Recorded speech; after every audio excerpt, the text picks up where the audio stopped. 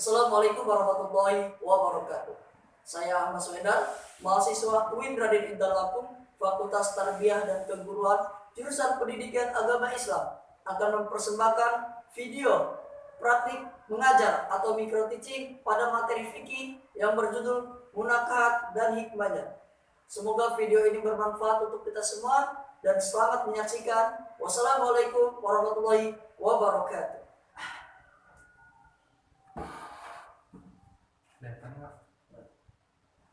Assalamualaikum warahmatullahi wabarakatuh. Waalaikumsalam warahmatullahi wabarakatuh.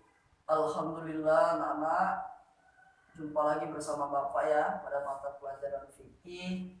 Pada hari ini semoga kita semua masih semangat dalam menuntut ilmu. Salawat dan salam semoga selalu tercurahkan kepada junjungan kita, suri tauladan kita, yaitu baginda Rasulullah Shallallahu Alaihi Wasallam.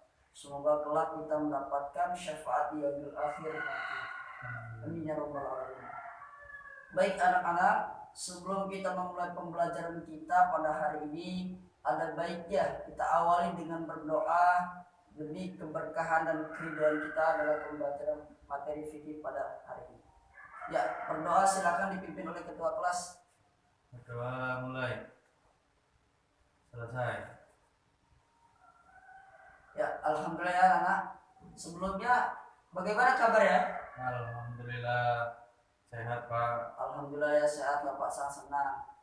Jadi sekilas kita dalam belajar ataupun bertolabul ilmi itu tidak boleh lemas. Kalau Bapak bagaimana kabarnya? Alhamdulillah, luar biasa, Allahu Akbar, gitu ya. Siap Pak. Bagaimana anak kabarnya? Alhamdulillah luar biasa, Allahu Akbar. Nah gitu, Bapak senang kalau kalian semangat, Bapak juga semangat mengajarnya ya. Oke, Bapak absen terlebih dahulu ya. Siapa saja yang hadir? Sukri, Hadir Pak. Berlian, hadir Pak. Dawi, Hadir Pak. Danu, Hadir Pak. alhamdulillah ya, ternyata semuanya pada hadir. Bapak sangat semangat nih mengajarnya ya. Tolong itu yang masih kotor di lacinya nanti sampahnya diambil setelah jam pembelajaran, nanti dibuang ke kotak sampah ya. Siap Pak. Oke, anak-anak, sebelumnya Bapak ingin bertanya ataupun mengulas kembali materi pembelajaran minggu kemarin. Itu kita tentang membahasnya pembelajaran tentang apa? Ada yang masih ingat? Kurban Pak. Ya, tentang kurban. Coba Bapak ingin fokus terlebih dahulu pada materi sebelumnya. Apa sih itu kurban? Coba ada yang masih ingat? Ya, coba tunjuk tangan satu orang. Ya, silakan Nak Sukri. Kurban itu menyembelih hewan ternak pada hari raya Pak, tanggal 10, 11, 12, 13 Zulhijjah Pak. Ya, benar ya. Kita kasih aplaus buat teman kita. Jadi, kurban itu merupakan kegiatan ibadah penyembelihan hewan ternak, baik itu sapi, dan domba, kambing, unta, kerbau dan lain sebagainya, yang dimana itu dilaksanakannya pada hari raya Idul Adha, yaitu tanggal 10 Zulhijjah. Bisa juga hari tasyrik 11, 12, 13. Kapan berakhir waktu pelaksanaannya? Yaitu tanggal 13 matahari terbenam ya, Zulhijjah. Oke, pada hari ini Bapak akan memberikan materi fikih pula yang berjudul dengan Munakahat dan Hikmahnya. Dan Bapak juga di sini sudah menempel 3 gambar. Bapak berharap kalian fokus terhadap apa-apa saja yang Bapak sampaikan nantinya. Ya, mengerti? Oke Pak. Ya, coba di sini sudah ada 3 gambar. Bapak minta kalian untuk mengamati dan nanti kalian mengungkapkan apa yang kalian tangkap dari hasil pengamatan ketiga gambar tersebut. Ya, coba satu orang silakan definisikan ketiga gambar ini. Ya Pak. Ya, silakan. Pernikahan Pak. Pernikahan. Yang gambar kedua tentang Pergaulan bebas. pergaulan bebas. Gambar yang ketiga keluarga. Oke ya. Jadi ketiga gambar tersebut sesuai dengan materi kita, munakahat ataupun pernikahan, di mana gambar ke-1 adalah satu pasang laki-laki dan perempuan yang sudah menikah ataupun sedang melakukan resepsi pernikahan ya, sedang berfoto. Yang gambar kedua ialah dampak dari pergaulan bebas, di mana pada zaman yang canggih seperti ini, banyaknya kenakalan-kenakalan remaja yang terjadi. Oleh sebab itu salah satunya adalah seks bebas. Makanya dengan adanya munakahat atau pernikahan yang sah di mata agama untuk mencegah dari dampak pergaulan bebas ini. Dan gambar yang ketiga ialah hasil jeripaya ataupun proses dari pernikahan sehingga menciptakan sebuah keluarga yang sakinah, mawadah dan warahmah. Mengerti anak-anak sampai sini? Oke, Pak. Ya, baik.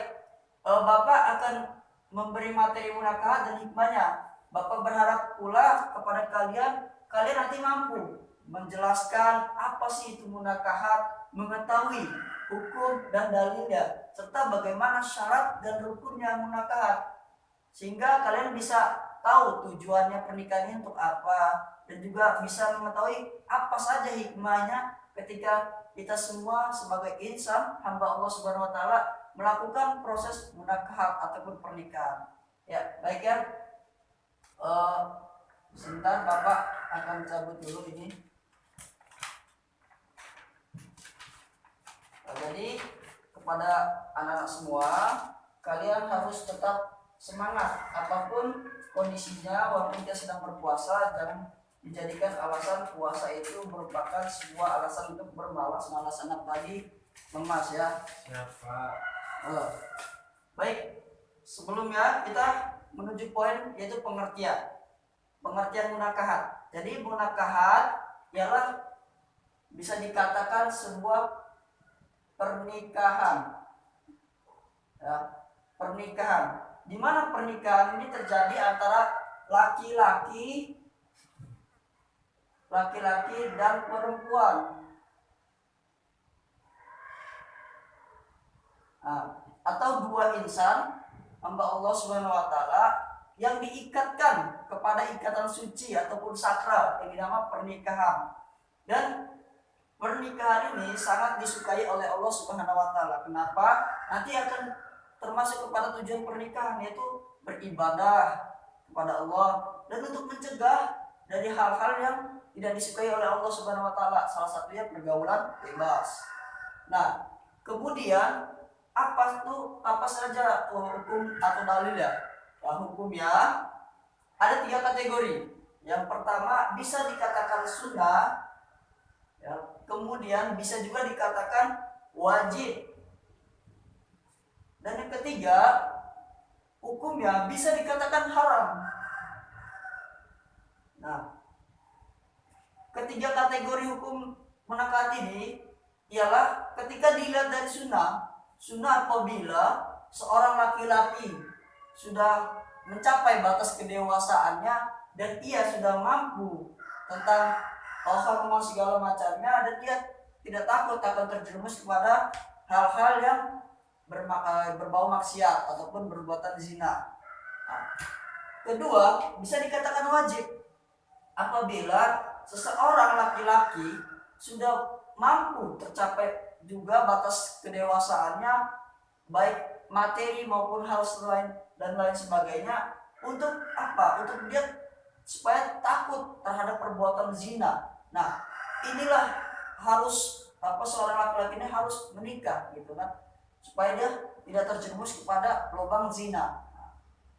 Yang ketiga, hukumnya bisa dikatakan haram apabila seseorang laki-laki yang tujuannya menyakiti.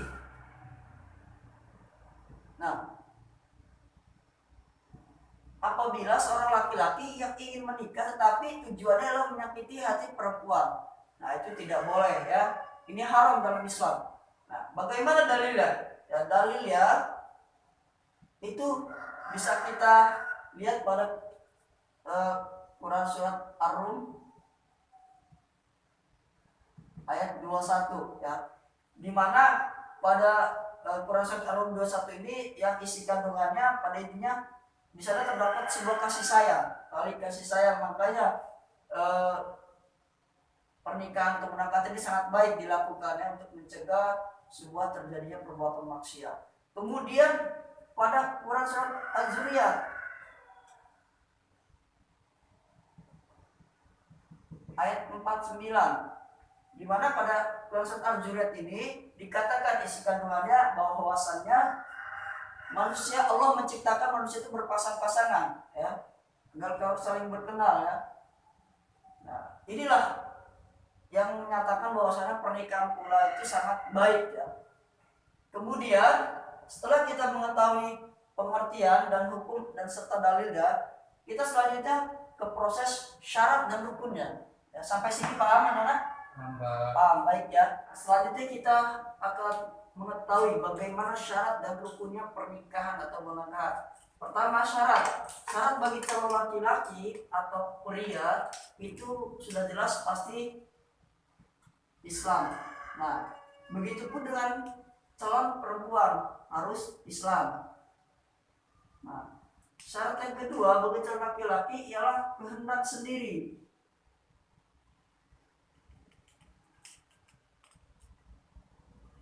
Nah, bagi calon perempuan ialah mendapat restu dari orang tua. Nah, syarat calon laki-laki yang ketiga ialah bukan muhrim. Begitupun dengan halus seperti calon perempuan, bukan muhrim. Nah, syarat yang ketiga syarat yang keempat bagi calon laki-laki ialah tidak sedang beristri 4 ya. Yang subur ya Pak? Bukan. Nah, jadi boleh ada saatnya kita serius dan ada saatnya kita untuk berhumor ya. Tidak apa-apa. Jangan diulangi lagi ya. Siap Pak. Jangan ketawa kalau bapak omongin. Harus Siap serius. Pak. Nah, syarat yang keempat bagi calon perempuan ialah tidak sedang berhaji atau umroh. Nah, sama halnya dengan calon laki-laki, tidak sedang berhaji atau umroh.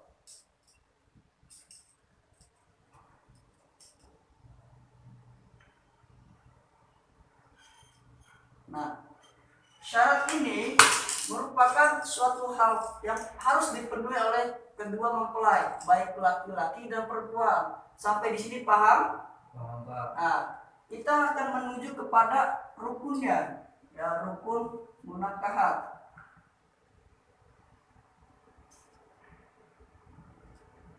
Nah, rukunnya apa saja?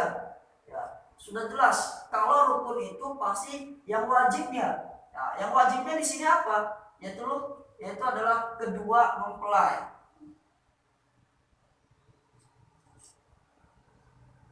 Nah, kedua mempelai. Jika tidak ada kedua mempelai, artinya bukan sebuah pernikahan. Ya. Siapa yang mau dinikahin Pak? Ya benar sekali. Yang kedua ialah kedua orang saksi. Nah, kedua orang saksi ini atau bisa dikatakan sering si saksi. Nah, si saksi ini sangat penting supaya nanti tidak terjadi sebuah hal-hal yang tidak diinginkan, bahwasannya pernikahan ini benar terjadi atau tidak. Nah, makanya diadakan saksi supaya pernikahan ini baik ke depannya. Yang ketiga ialah wali. Nah, harus adanya wali. Kalau nggak ada wali, bingung nanti kan. Selanjutnya ialah ijab dan kabul. Nah, ijab dan kabul pula ini sangat penting. Ya. Nanti di sini kalian sudah bisa mengungkapkan syahadat dengan baik dan benar. Nah, ijab dan kabul juga akan baik nanti ya. Coba Bapak minta satu orang anak untuk mengucapkan 2 kalimat syahadat. Mbak, ya. Asyhadu an la ilaha illallah wa asyhadu anna Muhammadur Rasulullah. Ya, baik ya. Jadi pas proses ijab dan kabul ini kita harus sama-sama kedua mempelai mengucapkan 2 kalimat syahadat ya. Asyhadu an la ilaha illallah wa asyhadu anna Muhammadar Rasulullah. Tiada Tuhan selain Allah. Aku bersaksi tiada Tuhan selain Allah. La ilaha illallah Muhammadur Rasulullah. Ya. Nah, ijab dan kabul. Selanjutnya sampai sini paham? Pak. Paham ya? Oke. Setelah kita mengetahui apa itu munakahat, bagaimana hukum dan dalilnya serta syarat hingga rukunnya, selanjutnya kita menuju kepada hikmah. Hikmah. Apa hikmah munakahat ini? Ya, hikmah ini adalah sebuah hal yang baik-baik ketika setelah melakukannya munakahat. Nah, baik pertama menjaga kelangsungan hidup.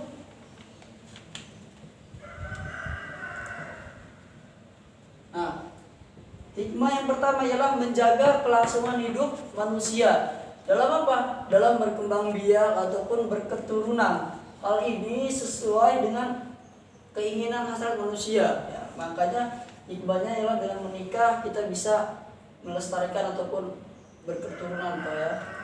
Yang kedua,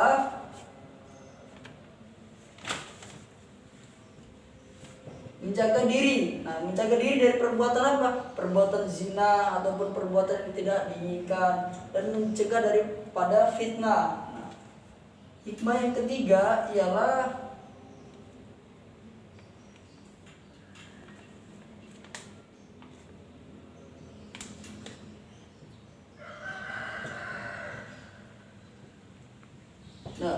hikmah yang ketiga ialah mengetahui kodratnya, bahwasannya seorang laki-laki memiliki tanggung jawab yang besar terhadap apa saja yang dia lakukan. Nah, khususnya dalam pernikahan ini, laki-laki bertanggung jawab sepenuhnya terhadap keluarga, dan wanita juga bertanggung jawab terhadap anaknya, suaminya, begitupun pekerjaan rumah tangganya. Nah, inilah hikmah dalam munakahat. Sampai sini paham? Paham, Pak. Bagus ya. Sekarang kita menuju kepada tujuannya munakahat. Nah, kenapa munakahat dilakukan? Nah, inilah tujuannya ya. Tujuan yang pertama sudah pasti, segala sesuatu hal yang orang inginkan pastinya dengan diniatkan tujuan. Yang pertama, beribadah. Nah, munakahat atau pernikahan tujuannya adalah beribadah kepada Allah Subhanahu wa taala. Yang kedua, sama untuk menjaga kita ya ataupun seseorang terjerumus kepada perbuatan fitnah atau maksiat seperti zina ya.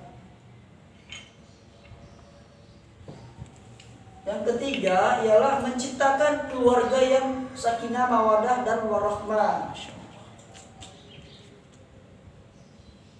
Nah, keluarga samawa.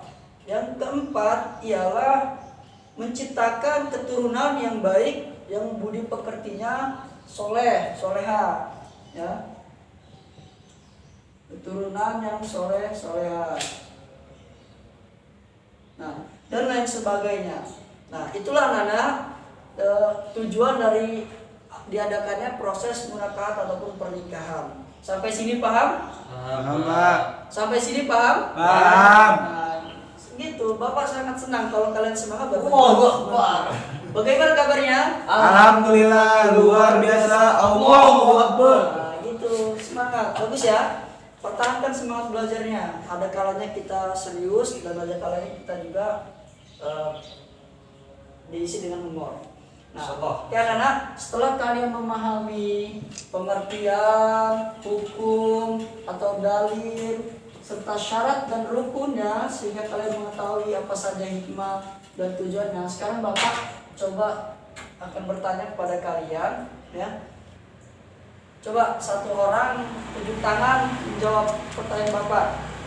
Apa yang dimaksud dengan munakahat? Ya, Pak. Ya, Pak. Ya, coba ini belakang.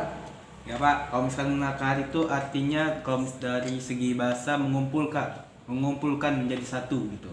Benar. Nah, kalau misalnya istilahnya akad nikah yang menghalalkan perkawinan seorang laki-laki dengan seorang perempuan yang awalnya bukan mahram, yang dimana pernikahan tersebut menyebabkan adanya hak dan kewajiban. Nah, benar sekali ya. Ya, jadi pernikahan itu ya adanya dua insan antara laki-laki dengan perempuan yang dimana diikatkan dengan ikatan sakral ataupun suci yang sesuai dengan syariat Islam dan sah di mata agama, itu pernikahan. Dan pernikahan juga ini sangat dicintai oleh Allah Subhanahu wa taala. Karena seseorang yang menikah itu sama saja halnya dengan beribadah kepada Allah. Nah, coba yang depan nih, tolong sebutkan rukun dari pernikahan itu. Coba apa saja? Ya, apa? Rukun dari pernikahan itu apa saja? Rukun tadi calonnya Pak, mempelainya Pak, laki-laki perempuannya, 2 saksi dengan ijab dan kabul Pak. Benar sekali ya. Jadi alhamdulillah. Ada yang kurang Pak, ada yang kurang. Apa tuh? Wali. Nah, wali. Ya, jadi Bapak ulangin ya. Secara umum rukun pernikahan ialah yang pertama adanya kedua mempelai, yang kedua adanya saksi, yang ketiga adanya wali, dan yang keempat adanya ijab dan qabul. Nah, itu semua harus diadakan saat proses pernikahan atau munakahan. Baik anak-anak, sampai di sini ya materi pembelajaran kita tentang munakahan atau pernikahan. Pada hari ini kita fokus terhadap teori, dan minggu depan Bapak akan mencoba memberi kalian tugas ya. Pertama Bapak akan membentuk kalian kelompok, 4 kelompok terdiri dari 5 orang ya. Kelompok 1, 2, 3, 4. Ya, yang belakang tolong jangan ngobrol ya, perhatikan. Nah, Pas April itu. ya, Arab kondusif ya. Nah, nanti Bapak akan menjelaskan sedikit terkait kaifiah ataupun tata cara munakahan. Dan kemudian nanti setiap kelompok maju ya, gantian mempraktikkan tata cara munakahat yang baik dan benar sesuai syariat Islam. Dan minggu depan Bapak akan ambil tugas penilaian buat kalian yang sesuai dan bagus, akan Bapak kasih nilai plus ya. Jadi itu saja penyampaian pada hari ini. Kurang lebih mohon maaf. Semoga apa yang Bapak sampaikan itu bermanfaat buat kalian, baiknya di saat ini maupun yang akan datang ya. Baik, sebelum kita mengakhiri pembelajaran kita, ada baiknya kita berdoa untuk menutup pembelajaran kita pada hari ini. Ya, silakan ketua kelas dipimpin. Semua siap. Doa mulai. Doa selesai. Amin. Beri salam. Assalamualaikum warahmatullahi wabarakatuh. Waalaikumsalam warahmatullahi wabarakatuh. Ya, terima kasih anak-anak. Bapak harap kalian tidak pernah malas ataupun lemah dalam semangat untuk belajar. Tetap semangat terus, gapai cita-cita, yakin bahwasannya kalian adalah anak cerdas. Bagaimana kabarnya anak? Alhamdulillah luar biasa. Allah. Terima kasih anak.